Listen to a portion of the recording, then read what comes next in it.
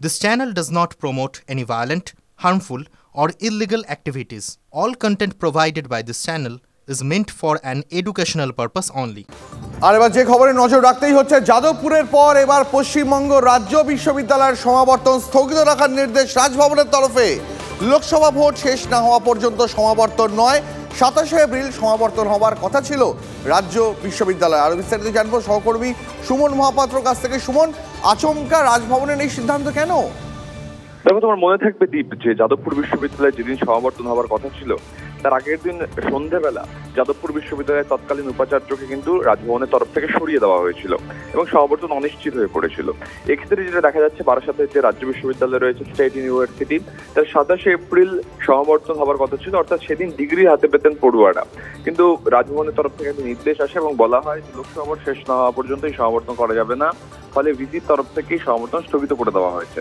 কি কারণ, কেন এই সমাবর্তন স্থগিত করা হলো তা নিয়ে নির্দিষ্ট কোনো তথ্য না থাকলেও এটা পরিষ্কার বোঝা যাচ্ছে যেটা রাজ্যপাল সংঘাতেরই বহিঃপ্রকাশ। দ্বীপ, অনেক ধন্যবাদ সুমন তোমাকে।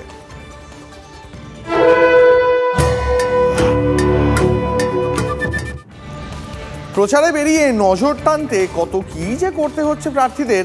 প্রচারে বেরিয়ে এবার পুকুরে জাল ফেলে মাছ ধরলেন তৃণমূলের সুজাতা মণ্ডল। গান গেয়ে বিজেপিকে বড়শিতে গাঁথার হুঁশিয়ারিও দিলেন।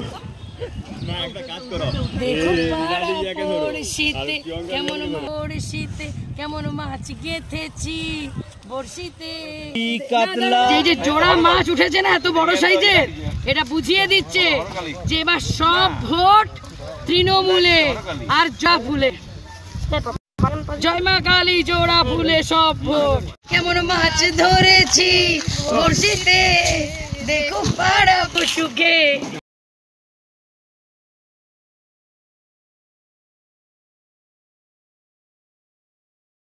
যে জোড়া মাছ উঠেছে না এত বড় সাইজের, এটা বুঝিয়ে দিচ্ছে যে এবার সব ভোট তৃণমূলে আর যা ফুলে। জয় মা কালী, জোড়া ফুলে সব ভোট। কেমন মাছ ধরেছি বড়শিতে, দেখো পাড়া পশুকে। প্রচারে এসেছি ওনার এই রামসাগরে, সেখানে একাধিক পুকুরে জাল ফেলছি আর মাছ উঠছে। এই যে দেখছেন জোড়া দুটি বড় মাছ, একবার জাল টেনেছি আর এত জাল ভারী হয়ে মাছ উঠেছে, তার মধ্যে এই 3 থেকে 4 কিলো ওজনের মাছ। দেখুন আমি ওকে কেন এরকম ভাবে ধরেছি জানেন? ও তো ছোট এখনো, ধরুন তো আরো একটু বড় হতো, তো ওর যাতে শ্বাস নিতে কষ্ট না হয় ওই জন্য আমি মুখটা ধরিনি, ওর হাঁ করিয়ে রেখেছি। তো আমি একটা কথাই বলছি, আমি দুটো গানের লাইনের মাধ্যমে বলতে চাই। দেখো পাড়া পড়শিতে কেমন মাছ ধরেছি বড়শিতে, দেখো পাড়া পড়শিতে।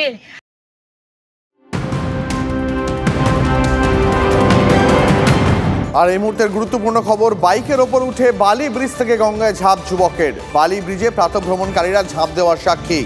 বাইকে বসেছিলেন যুবক, আচমকাই বাইকে দাঁড়িয়ে ঝাঁপ দেন। খবর দেওয়া হয়েছে দক্ষিণেশ্বর থানা এবং রিভার ট্রাফিক পুলিশকে।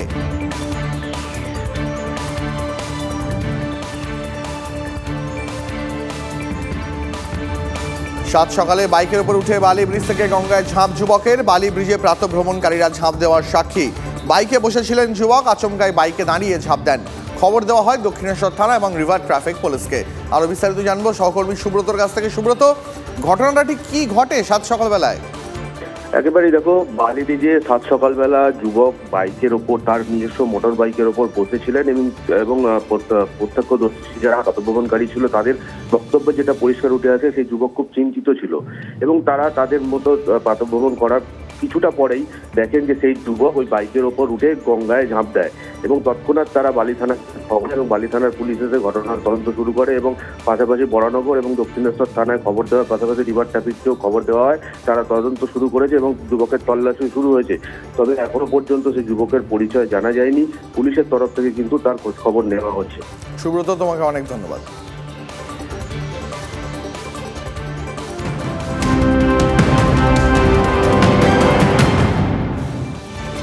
ডানকুনিতে ওষুধের গোডাউনে আগুন। ঘটনাস্থলে দমকলের 7টি ইঞ্জিন। আগুন এখনো পুরোপুরি নিয়ন্ত্রণে আসেনি। আজ ভোরে গোডাউনে আগুন লাগে, সেই সময় ভেতরে কয়েকজন কর্মী ছিলেন। বুঝতে পেরে তাঁরা বাইরে বেরিয়ে আসেন। খবর দেওয়া হয় দমকলে। গোডাউনে প্রচুর কার্টুন মজুদ ছিল, যা থেকে দ্রুত আগুন ছড়িয়ে পড়ে বলে অনুমান। গোটা গোডাউনে আগুন ছড়িয়ে পড়ে, শর্ট সার্কিট থেকে আগুন লাগে বলে অনুমান।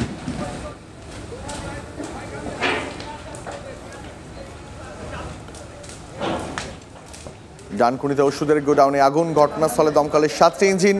আগুন এখনো পুরোপুরি নিয়ন্ত্রণে আসেনি। ভোরে গোডাউনে আগুন লাগে, সেই সময় ভেতরে কয়েকজন কর্মী ছিলেন। আগুন লেগেছে বুঝতে পেরে তারা বাইরে বেরিয়ে আসেন, খবর দেওয়া হয় দমকলে। গোডাউনে প্রচুর কার্টুন মজুদ ছিল, যা থেকে দ্রুত আগুন ছড়িয়ে পড়ে বলে অনুমান গোটা গোডাউনে। শর্ট সার্কিট থেকে আগুন লাগে বলে প্রাথমিক অনুমান। আরও বিস্তারিত জানবো সহকর্মী সনতের কাছ থেকে। সনত, সাত সকালবেলা কি করে আগুন লাগলো? দেখো, আগুন লাগার কারণ দমকল বাহিনী যেটা জানাচ্ছেন সেটা হচ্ছে যে ইলেকট্রিক শর্ট সার্কিট থেকে আগুন লাগতে পারে। আজ ভোর 5টা সাড়ে 5টার সময় এই ধরনের ঘটনা ঘটে। ধোঁয়া দেখতে পাওয়া যায়।